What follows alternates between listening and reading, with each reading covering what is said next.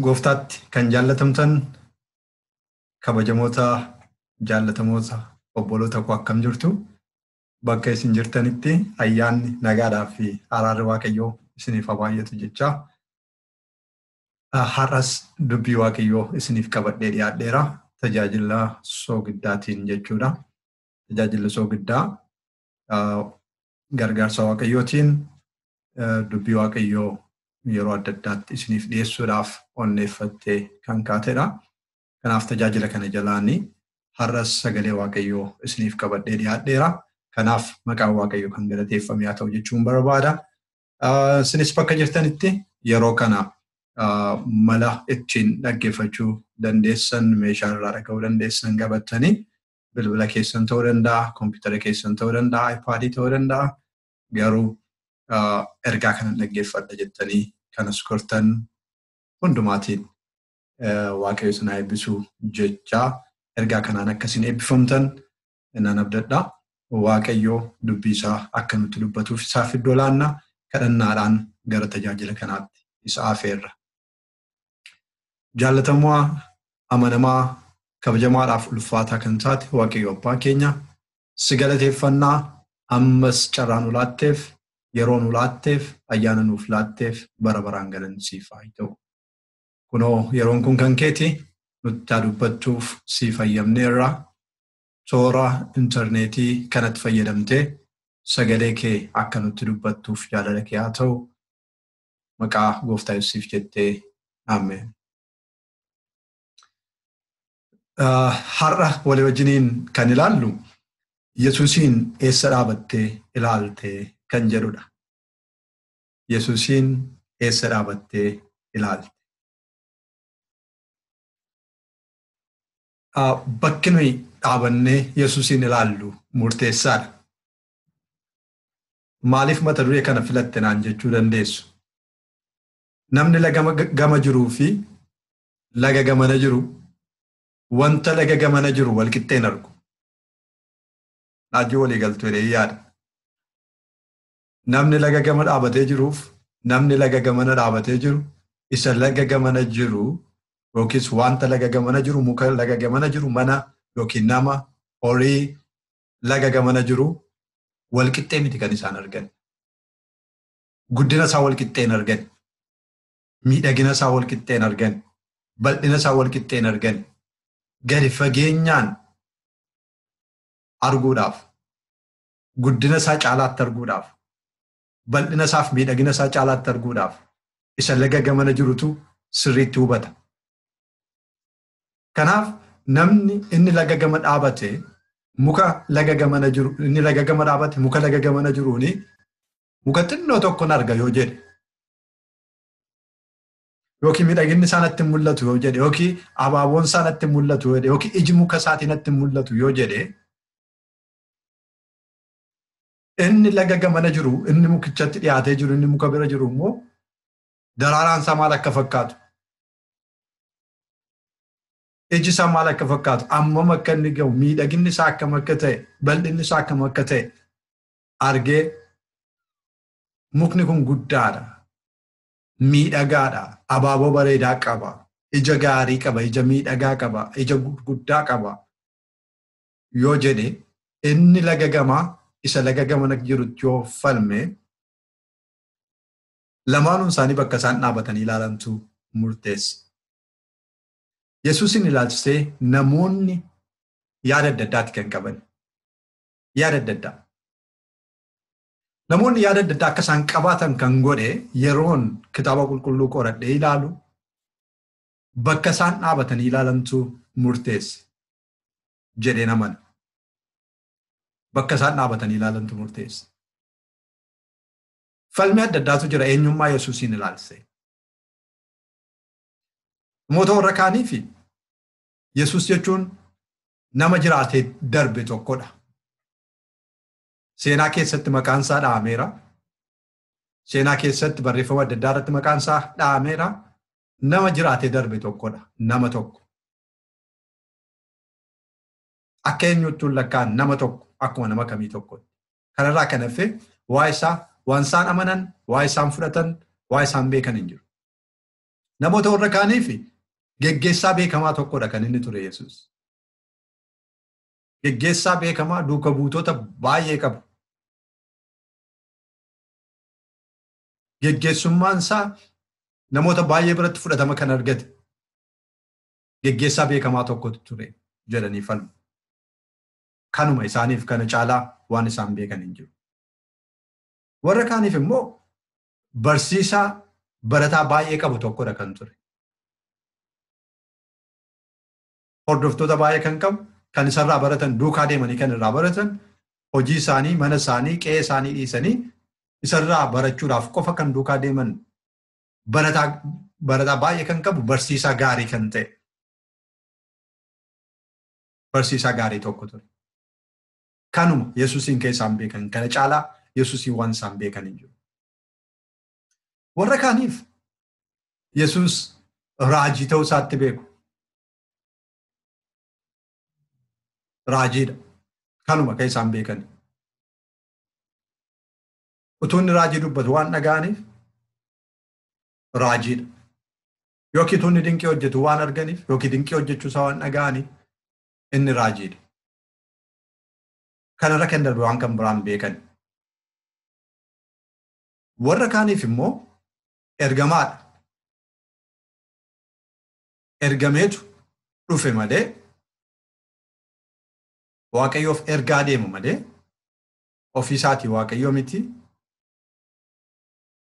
Ofii isaatii waan beeku, waan godhu, waan kan biraan qabu ergamaadha. Ergameeti kan inni dhufe. Ergamaa Waaqaati. Waaqayyootu isa kaasee akkuma nama kamiin iyyuu kaasu, akkuma raajota kaasu, akkuma bartoota warra kaan kaasu, akkuma kanattitu isa kaase malee, akkuma kana ergamaadha malee Waaqa miti warri jedhan jiru. Warra kaaniif warra iddoo dhaloota isaatiif naannoo dhaloota isaa warra beekanitti ilma muka sooftuu tokkooti. Tuffiidhaanidha kan isaan dubbatan. Maali kun ilma namicha muka sooftuu sana miti jedhanii dubbatu turan. Maali obbolootni isaa kunoo nu bira jiru miti jedhaniiti kan isaan dubbatan. Ilma muka sooftuu tokko. Kana caalaa waan beekan hin qaban waa Yesuusiin. Kana caalaa waan dhaga'uu barbaadanis waan fudhachuu barbaadanis hin qaban. Warra kaaniif ilma Waaqayyooti. Ilma Waaqayyo, Waaqa jiraataati.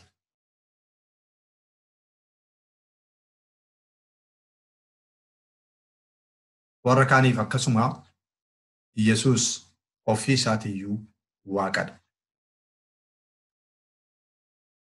Akkuma isiniin jedhee namoonni adda addaa maqaa adda addaa kana kan kennaniif yookiis immoo akkaataa isaan itti Yesuusiin ilaalani. Inni nama, inni ergamaadha, inni geggeessaa beekamaadha, inni barsiisaa tokko ture. Seenaa keessatti nama beekamee darbe tokkodha. Inni ilma muka sooftuuti. Inni ilma Waaqayyooti. Inni Waaqayyoodha warri jedhan kun hundumtuu maqaa kanaaf maqaa kana fakkaatan kan kennaniif namoota fageenya adda addaarra dhaabatanii ilaalanidha. Namoota fageenya adda addaarra dhaabatanii ilaalan. Kanaaf fageenyi nuyi irra dhaabannee bakki nuyi dhaabannee Yesuusiin ilaallu, manni nuyi keessa dhaabannee Yesuusiin ilaallu, namoonni nuyi wajjiniin dhaabannee Yesuusiin ilaallu, hiriyoonni nuyi wajjiniin dhaabannee Yesuusiin ilaallu, daangaan nuyi irra dhaabannee ilaallu, aadaan nuyi irra dhaabannee ilaallu, barmaati nuyi irra dhaabannee ilaallu. Yesuusiin hagam akka isa hubanne fageenya akkamiirra dhaabannee akka nuyi ilaallu kan argisiisu akka ta'e nutti mul'isa. Egaa namoonni fageenya adda addaarra dhaabataniiti kan isaan ilaalanii Yesuusiin kana jedhan. Ati eessa dhaabattee ilaalaa jirta Yesuusiin? Yesuusiif eenyudha? Akkuma jedhame nama jiraatee darbe tokko, akka warri kaan jedhani barsiisaa beekamaa tokkodha. Akkuma warri kaan jedhani geggeessaa beekamaa jiraatee darbe tokkodha. raajiidhuma qofaa yookiis raajiidhaa ergamaadhaa ilma muka sooftuutii siif Yesuus moo ilma Waaqayyooti ofuma isaatii Waaqa siif eenyudha Yesuus. Yesuus eenyummaan isaa hin jijjiiramne namoonni fageenya adda addaarra dhaabatanii haa ilaalan malee. Eenyummaa Yesuus garuu baruma baraan dhaabateeti kan inni hafu. Yaanni namaa waan jijjiirameef duukaan jijjiiramu. Ilaalchi namaa waan jijjiirameef duukaan jijjiiramu. Fageenya adda addaarra namoonni waan isa ilaalanii waan ilaalan sana immoo dubbatanii fi eenyummaan isaa hin jijjiiramu. Eenyummaan isaa yeroo hundumaa bara baraan jabaateeti kan inni dhaabatu. Kanaaf irraa fagaachuu keenyaaf itti siquu keenyatu jijjiirama. Yaada keenya jijjiirama. Beekumsa keenyaaf ilaalcha keenya jijjiirama malee Waaqayyoon jijjiiramu. Kaleessas har'as bara baraan. Kitaaba qulqulluuttan isin geessa. Yohaannis boqonnaa 9. Yohaannis boqonnaa 9 irraa fageenya adda addaarra dhaabatee namoota ilaalanii fi namni tokkichi fageenya adda addaarratti yeroo inni Yesuusiin ilaalaa ture kan inni argisiisu. Yohaannis boqonnaa 9 lakkoofsa 1 kaasee kan jiru nama dhaloota isaatii jalqabee qaroo hin qabne yookiis arguu hin dandeenye tokko akka ture nutti himu. Yoomii kaasee dhalachuu isaatii jalqabee nama arguu hin dandeenye nama qaroo hin qabne tokkotu ture. Namni kun Gooftaan Yesuus achirra utuu darbu dhageetu namaari jedhee yeroo inni gaafate. Warri kaan calluma ittiin jedhanii booda immoo bartoonni isaa Yesuusiin gaafatan namichi kuni waa'ee maaliitiif jaamaa ta'e cubbuu eenyuutiif jaamaa ta'e kan ofii isaatii moo kan maatii isaatiiti jedhanii gaafatan. Booda Yesuus ulfinni Waaqayyoo isaan haa mul'atuuf jedheetu Yesuus deebii kenneef. Sana booda itti goree biyyoo fuudhee ancufa itti tufeetu erga dhoqqeessee booda ija nama kanaatti dibee dhaqi itti dhiqadhu ittiin jedhe. Siiloomitti dhaqee akka dhiqatu itti himu. Namni jaamaa kun siiloomiin dhaqeetu dhiqatee sana booda arguu danda'e. Erga argee booda namni kun gammachuudhaan olii gad fiigee gara mana sagadaas dhaqee namoota biras dhaqee gammachuudhaan arguu isaa namootatti himuu jalqabe. Nan argee jechuu jalqabe. Sana booda namoonni gaaffii kaasuu jalqabanii isa dhamoo isa miti. Warri kaan lakkisaa isumadha. Warri kaan immoo lakkisaa obboleessa isa fakkaatu qabataa malee jedhu turan. Inni garuu anadha isaaniin jedhe. Amma gaa kanan isiniif qooduu barbaade seenaa nama kanaa keessatti seenaa isaa bal'inaan beekuu dandeessu. Haadha isa irratti tun taane namicha sana irratti tun taane kanan xiyyeeffachuu barbaadu namicha kanaa fi Yesuus eenyu ture eessa fageenya adda addaarra dhaabatee yeroo inni Yesuusin argaa ture akka ilaalluun barbaada. Fageenya adda addaarra dhaabate. Namoonni hin gaafatani. Jalqaba yeroo gaafatan lakkoofsa 11 irratti Yohaannis boqonnaa 9 lakkoofsa 11 irratti akka jedhee deebise.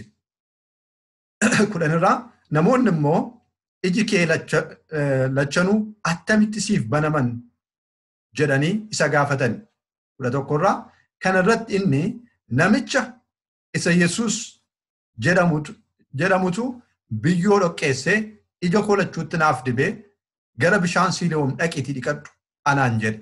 Anis dhaqee dhiqadheetan arguu danda'e jedhee isaaniif deebise. Eenyutu ija kee kana siif fayyise jennaan akkamitti arguu dandeesse jennaan maal jedhe? Namicha isa Yesuus jedhamu tokko. Karaa kan biraa maal jechuudha? Namicha tokkotu. Maqaan isaa Yesuus jedhama. Namicha isa Yesuus jedhamu tokkotu. Yookiis namicha tokkotu maal na godhe? Dhaqiitti dhiqadhuudhaan jedhe. Dhoqqee natti dibee dhaqiitti dhiqadhuudhaan jedhe. Anis nan dhiqadhee nan argee jedheen. Fageenyi inni irra dhaabatee jiru akkaataan itti Yesuusiin beeku gurra isaatii kan inni qabu inni namicha tokko akka inni ta'ettidha. Inni namicha tokko. Fageenyarra waan jiruuf itti dhiyaatee Yesuusiin waan hin beekneef eenyummaa Yesuusiin sirriitti waan hin hubanneef nama kanaaf Yesuus namicha tokkodha kan inni ture. Sana booda itti fufanii gaaffiin isaanii itti fufeetu isa gaafa turan warri kaan maalittiin jedhani namni kun nama cubbamaadha jedhani. Namichi Yesuus jedhamu sun nama cubbamaadha. Mee lakkoofsa 16 ilaali. Lakkoofsa 16 akkas jedhani. Fariisota keessaa jarri tokko namni kun guyyaa sanbataa waan hin eegneef nama Waaqayyo biraa dhufe ta'uu hin danda'u jedhan.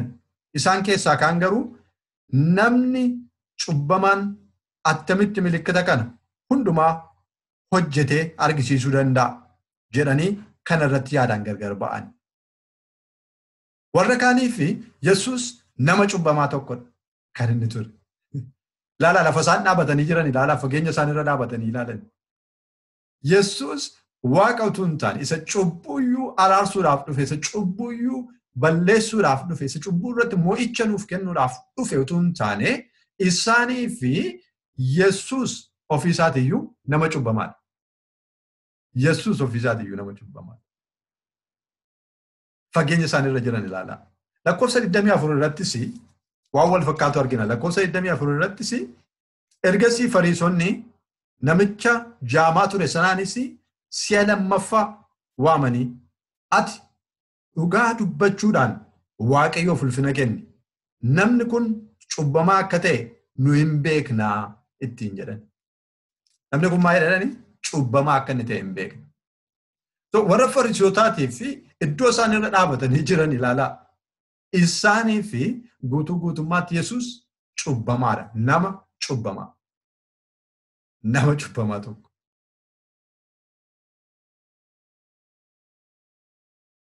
Namichi kunoo waa'ee Yesuusiin asirratti maal ittiin jedhe? Ani garuu jedheen yeroo isaan nama cubbamaa ta'u akka inni ta'e dhugaa baay'ee ittiin jedhani maal ittiin jedhe? Ani jedhe nama cubbamaa ta'uu isaan beeku jedhe. Waan tokko duwwaa garuu beeka jedhe.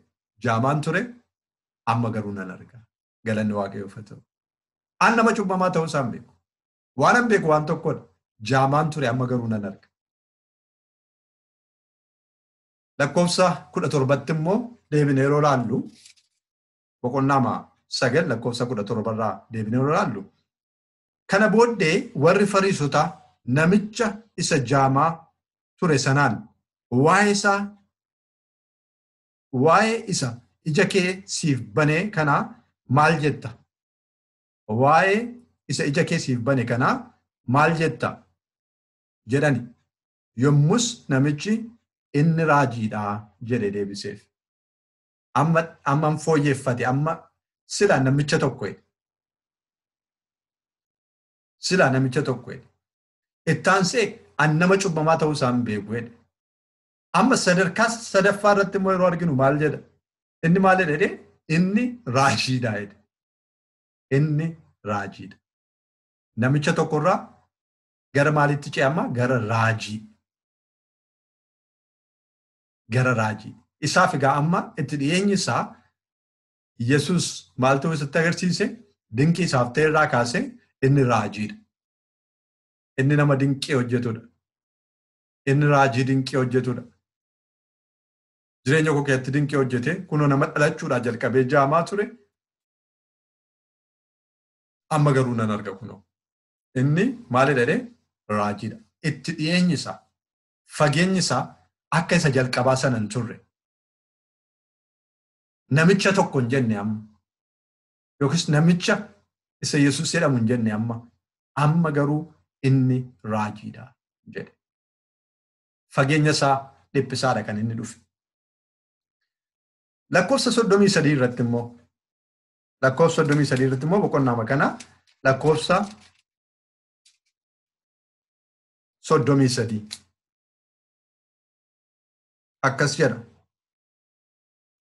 Namni kun utuu Waaqa biraa dhufuudhaa baatee waanuma tokkoyyuu hojjechuu hin danda'u ture. isaaniin jedhe. Jalqabaa namicha tokko jedhe. Lammaffaa gaafa waaman cubbamaa ta'uu isaan beeku jedhe. Sadaffaa gaafa waamamee dhiyaatee gaafatamu inni raajiidha jedhe. Arfaffaa irratti amma immoo yeroo deebisanii ammas waamanii yeroo isa gaafatan immoo maal jedhe? Namni kun yoo biraa dhufee jedhe waaqa biraa kan dhufedha. Raajima asitti dhalatee asirra ture utuu hin taane nama akka kootiyyuu utuu hin taane garuu immoo maalidha jedhe? Waaqa biraa nama dhufedha. Nama waaqa biraa dhufe. Yoo waaqa biraa dhufe irraa kan hafe waan akkasii tokkuma gonkumaa hojjechuu hin danda'u. Agartanii itti dhiyeenya isaa gabaabsaadha kan inni dhufe. Fageenya isaa gabaabsaadha kan inni dhufe. Amma namicha tokkorraa gara isa waaqa biraa dhufeetti ce'e.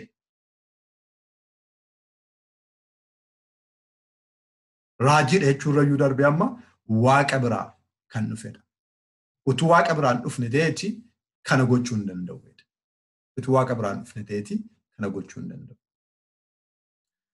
Kanuma duwwaadhaan hin xumurre namichi kun ammayyuu deemsisaa itti fufe. Gaaffiin jaraas itti fufe. Erga inni kana ittiin jedhee booda itti aaraniitu mana qulqullummaa keessaa ari'an. Mana qulqullummaa keessaa gaafa isaa ari'an jedhanii lakkoofsa 35 irra kan jiru immoo dhannee ilaalla.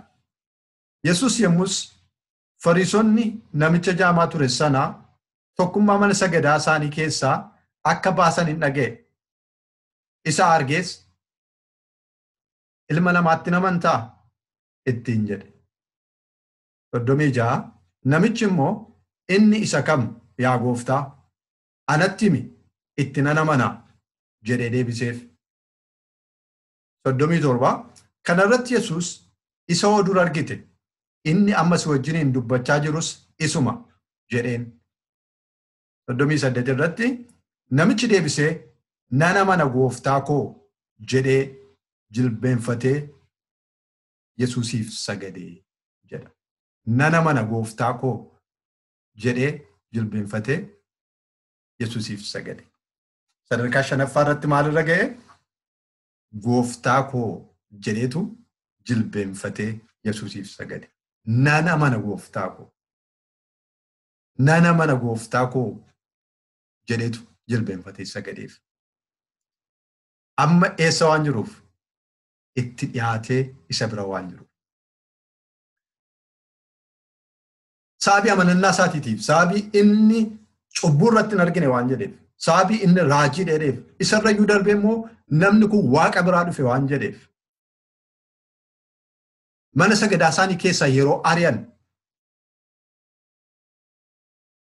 inni isa fayyise Yesuus, inni qaroo isaaf deebise Yesuus qofaatti san dhiifne galanni isaaf haa ta'u.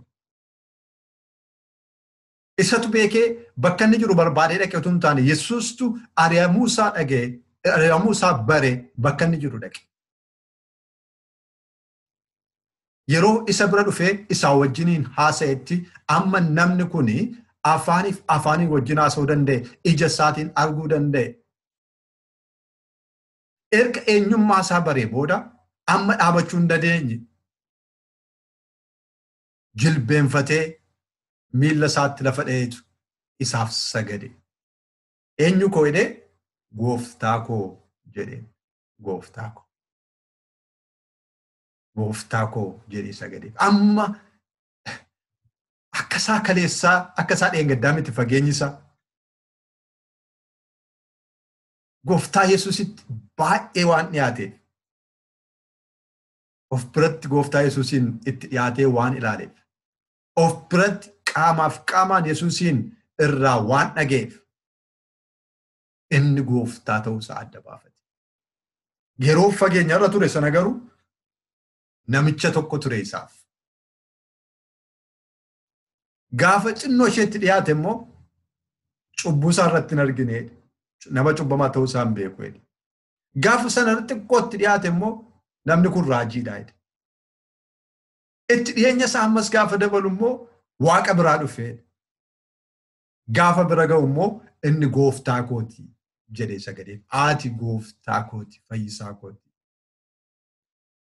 Eeyyaati dhuguma ilma Waaqayyoo Waaqa jiraataati. Eeyyaati dhuguma Waaqa kooti sagadi kan siif ta'uudha. Waaqeffatamuun kan siif ta'uudha jedhee isa waaqeffate. Sagadamuufiin kan siif ta'uudha jedhee isaaf kufee sagade. Har'a iddoon nuyi dhaabannee jiru Yesuusiif akka nuyi hin saganne nu godha. Yesuusiin akka Waaqaatti ilaaluu kan dadhabne, akka nama tokkotti kan ilaalle. Yesuusiif har'a ulfinaaf waaqummaa isaaf ta'uu fi sagada isaaf ta'uu qabu, waaqeffannaa isaaf ta'uu qabu gochuu fi kan nuyi dadhabne fageenya irra dhaabannee jiru irraa kan ka'e. Warri har'a raajiidha inni ittiin jedhani fageenya isaan irra dhaabatanii jiranidha. Ituu itti dhiyaataniiti. Yesuus Waaqa ta'uusaa, ilma Waaqa jiraataas ta'uusaa isaaniif gala ture. Ituu itti dhiyaatanii isaa wajjin wal baraniiti. Ituu eenyummaa isaatti dhiyaatanii qorataniiti. Warri har'a geggeessaa beekamaa tokko tureedhani. Inni geggeessaa beekamaa duwwaa utuu hin taane mootii Waaqaaf lafaa ta'uusaa hubatu turan. Kanaaf kabajamoota obboloota koo har'a eessa dhaabattanii ilaalaa jirtu Yesuusiin? Obboleettii koo eessa dhaabattee ilaalaa jirta? Fageenya akkamiirra dhaabattee Yesuusiin ilaalaa jirta obboleessa koo? Yesuus Waaqa ta'uunsaa siin galle yoo ta'e, Yesuus ilma Waaqa jiraataa ta'uunsaa siin galle yoo ta'e, ulfinni fi guddinni waaqummaansaa siif hin galle siin liqinfamne yoo ta'e, fageenya irra dhaabatteeti kanatti Yesuusiin ilaalaa jirtu. Kottu itti dhiyaadhu Yesuusiitti. Tarkaanfadhu gara Yesuusiitti. Itti dhiyaadhu Waaqayyoo Waaqa keetti. Waaqa keetti ammoo dhiyaataa deemte guddina isaa argaa deemta. Yesuusitti ammoo dhiyaataa deemte waaqummaan isaa sii galaa deema, ulfinni isaa sii galaa deema, guddinni isaa sii galaa deema. Itti achi as dhiyaadhu hin fagaatinii. Inni Waaqa jaalalaati. Inni Waaqa fayyuu kee barbaadudha. Inni isa si uumeedha, inni isa si tolcheedha. Utuu amatti isatti namanin iyyuu, utuu irraa fagaattee jirtu iyyuu, isa har'ayyuu taanaan harka isaa siif diriirseedha. Isa har'ayyuu si jiraachisaa jirudha. Kottu gara gooftaa keetiitti dhiyaadhu gooftaa keetiitti. Namoota kan biraa, namoota lama fakkeenya fudhadhee xumuruun barbaada. Namicha jaamaa kana duwwaatu hin taane fageenya adda addaarra dhaabatanii ilaalaa kan turan keessaa tokko Phaawulosidha kan ture. Phaawulos utuu Siilaas utuu maqaan isaa jijjiiramin dura Saa'olidha kan inni ture. Yeroo Saa'ol jedhamee waamamaa ture sana Yesuusitti dhiyaateetu hin taane fageenyatti ture kan inni beeku. Yeroo Yesuusin reeban ija isaatiin argeera. Yeroo Yesuusitti falmamu ija isaatiin argeera, gurra isaatiin dhaga'eera. Yeroo Yesuus fannifame uffata warra isa fannisu kan eegaa ture. Saa'ol kanadha fagoo dhaabatee uffata jaraa eegaaf ture. Yeroo isa fannoo irratti ol baasan. Yeroo Isxifaanosiin ajjeesan fagoo irra dhaabatee nama ilaalaa turedha.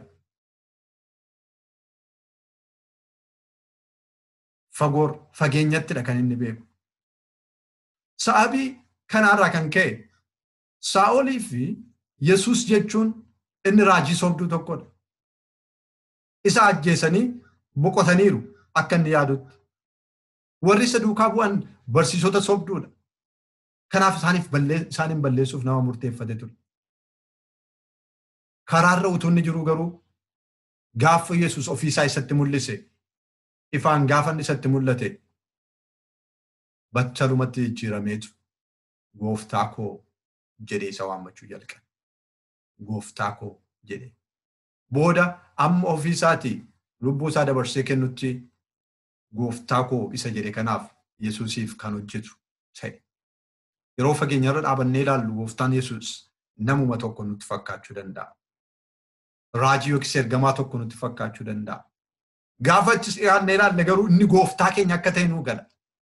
Inni Waaqa keenya uumaa keenya kan nu tolche kan nu jiraachisu akka ta'e nuu gala. Jireenya keenya dabarsinee kennaaf Saa'ol yookiis Phaawulos akkuma godhe. Zakkiyoos akkasumadha. Zakkiyoos gaafa Yesuus Yerikoo keessa akka inni darbu dhaga'e. Muka yaabbateetu asii gadi ilaalee dabarsuudhaafidha kan inni ture. Yeroo muka yaabbatee asii gadi ilaale Yesuus Zakkiyoosiif namicha tokkodha kan inni ture. Gaafa wajjiniin gara mana isaatiitti gale garuu gooftaa koo jedheen. Gooftaa koo cubbuu koo hundumaa nan himadha si duratti jedheen. Kanaan dura waan an balleesse yoo jiraate hundumaa gatii hin baase. Waan an qabu hiyyeessotaaf nan kenna. Qalbii isaa jijjiirrate. Sababiin isaa amma Yesuus iddoo inni itti mukarra dhaabatee ilaalitu hin taane mana isaa keessa isaa wajjiniin maaddiitti taa'eeti kan inni jiru. Ulfinni Waaqayyoof haa ta'u. Yesuus gaafa siijin mana keetti galee ilaalcha isaaf qabdu jijjiirama. Gaafa Yesuusin mana keetti fudhattee galte, gaafa Yesuusin jireenya kee keessatti fudhatte, gaafa Yesuusin amantee fudhatte, jireenyi kee jijjiirama, ilaalchi kee jijjiirama. Keessumaa ilaalcha isaaf qabdu, waaqummaa isaaf qabdu, ulfina isaaf qabdu, gooftaa ta'uu isaa irratti gaaffii ati qabdu hundumtuu jijjiirama. Eeyyee inni Waaqayyoodha. Irraa fagaanneeti malee, fagoo dhaabannee kallattii adda addaa irratti ilaalleeti malee inni Yesuus Waaqa jiraataadha. Isa anaaf du'e, isa siif du'e, isa du'a mo'ee ka'e, isa gara abbaattis gara Waaqaattis ol ba'e, mirga abbaa isaatiis isa taa'e. Isa immoo ulfinaan deebi'ee dhufu. Anaaf siin fudhachuudhaaf, jireenya bara baraa nuuf kennuudhaaf isa deebi'ee dhufu. Inni gooftaa keeti. Itti dhiyaadhu gooftaa kee kana ilaali. Fagoo dhaabattee odeeffannoodhaan duwwaa waan namni kan biraan jedhan jechuudhaan qofa Yesuusiif maqaa kan biraan kennin. Itti dhiyaadhu. Ofii keetii mee isa mi'eeffadhu. Dhuunfaa keetti Yesuus siif eenyuun akka inni ta'e. Fageenya kee gabaabsi. Itti dhiyaadhu gooftaa kee kanatti. Sana boodaatuu dhugaa baataa. Inni dhuguma Waaqa jiraataa akka ta'e. Kan akka gootuuf Waaqayyo si haa gargaaru. Waaqayyo hunduma keenya gargaaru. Waaqayyo si haa eebbisu.